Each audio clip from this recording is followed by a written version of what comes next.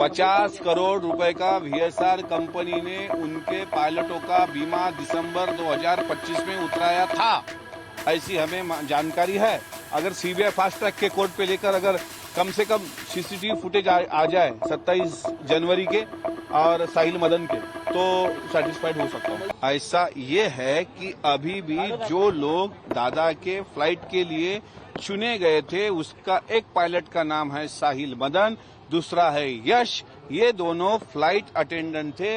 ये दोनों घर से आते वक्त ट्रैफिक में अड़े थे। ट्रैफिक में अड़ने के बाद ये किस ट्रैफिक में अड़े थे, कहां पे अड़े थे, इसका कोई सीसीटीवी फुटेज अभी तक नहीं आ रहा। ना सीआईडी चौकसी में इसकी कोई इंक्वायरी हो पा रही है। और रही बात, ये दोनों अभी कहाँ हैं? आज 23 फरवरी है। अभी साहिल मदन अभी क्या वो घर पे समोसा खा रहा है, जिंदा है या मर गया? इसकी तो इंक्वायरी होनी क्यों ना, कहाँ गए वो दो लोग?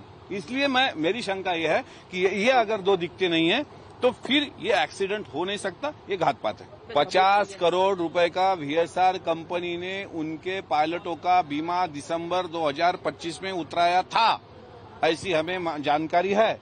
और 50 करोड़ का बीमा उतराने का लालच देके ये हादसा किया भी जा सकता है, ऐसी भी हमें शंका है। और ये अगर गलत होगी तो वीएसआर कंपनी ने इसका, डीजीसीए ने इसका खुलासा देना चाहिए और वीएसआर कंपनी पे अभी तक एफआईआर होना चाहिए। अगर कोई अधिकारी चूक जाता है तो उसको सस्पेंड किया जाता है। और अगर एक वीएसआर कंपनी ने इस महाराष्ट्र का प्रमुख नेता उनके विमान का अगर इस तरीके से अपघात किया हो, एक्सीडेंट किया हो, तो उस पर एफआईआर नहीं होनी चाहिए।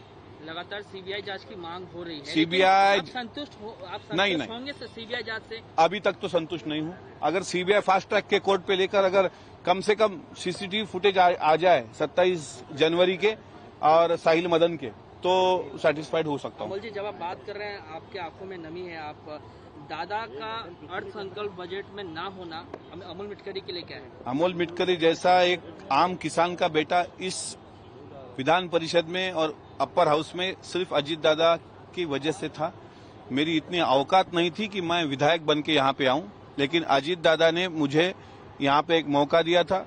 दिसंबर के शीतकाल सत्र में मैंने नागपुर में उनसे मुलाकात की थी। उस वक्त मैंने कहा था कि दादा मुझे अभी मई महीने के बाद पार्टी के लिए और काम करना है, तो कोई ऐसी संगठनात्मक जिम्मेदारी मुझे चाहिए। तो वो बोले 23 फरवरी को अधिवेशन चलेगा, 2 बजे तक पहले दिन का अधिवेशन समाप्त हो जाएगा, पहला दिन। तो 3 बजे आप देवगिरी पे आके मिलो, तो वो दिन आज का ही है। इसलिए उनकी याद आना बहुत ही जायज है। नमी होना या फिर आंखों के आंसू अभी सूख गए हैं, और अगर ज्यादा बोल दूं तो आंखों से अंगार आ जाएंगी। लेकिन आज मैं मिस कर रहा हूं दादा को, और पूरा महाराष्ट्र मिस कर रहा है कि 12वीं बार वो अभी finance, as a finance minister हमारे महाराष्ट्र का अर्थ संकल्प अभी इस साल वो रखने वाले थे, लेकिन उनका न होना महाराष्ट्र के दृष्टिकोण के हिसाब से और उनके महाराष्ट्र के हित के हिसाब से अच्छी बात नहीं है।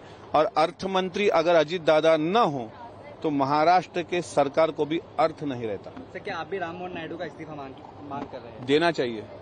राम मोहन नायडू ने नैतिकता के आधार पर इस्तीफा देना चाहिए।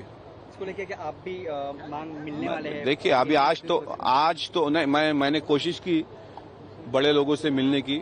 मैंने लेटर भी दिए, हमारे पार्टी के वरिष्ठ नेताओं को भी मैंने लेटर दिए कि नायडू जी से और अमित शाह जी से हमारी मुलाकात करा दो, क्योंकि हमारी पहुंच वहां तक नहीं है। हम महाराष्ट्र के मुख्यमंत्री जी से मिल सकते हैं, लेकिन सेंट्रल मिनिस्टर से मिलने के लिए फिर कम से कम उसकी परमिशंस वगैरह वो मेल डालना, लेकिन हमें किसी ने रिस्पॉन्स ही दिया नहीं। लेकिन हम चाहेंगे। रोहित पवार ने कहा, मुद्दा उठाएंगे आप? अभी आज तक पहला दिन था। अभी स्थगन प्रस्ताव लाने का अधिकार ये विपक्ष को होता है। मेरे ख्याल से शशिकांत शिंदे जी स्थगन प्रस्ताव रखेंगे, और उस स्थगन प्रस्ताव के चर्चा में ये सभी मुद्दे मैं अपर हाउस में जरूर मांगूंगा। रोहित पवार ने कहा, दादा की मौत को लेकर अब तक जो मैंने खुलासे किए हैं वो महज 20 से 30% है। आने वाले दिनों में अगर प्राइमरी रिपोर्ट से हम संतुष्ट नहीं होते हैं तो और भी जो है वो खुलासे किए जाएंगे। इसमें तमाम जो उद्योगपति हैं या राजनेताएं हैं उनके नाम आने की आशंका वो जता रहे हैं। नहीं, उनके पास जो जानकारी है वो जानकारी आपको देने का, पत्रकारों को देने का पूरा अधिकार है। मेरे पास ज्यादा उनके जैसी जानकारी नहीं है, लेकिन मैं शंका जरूर उपस्थित कर सकता हूँ, सवाल पूछ सकता हूँ। मैं एक सवाल पे कायम हूँ, साहिल मदन और यश कहाँ है? ये दोनों बंदे कहाँ हैं? ये अगर ढूंढ लिए तो ये धागा डोरा सीधा पहुंचेगा वीएसआर और डीजीसीए कंपनी की तरफ। ये दो अगर बंदे मिल गए, अगर वो बंबई में होंगे तो हम खुद जाएंगे उनको ढूंढने के लिए।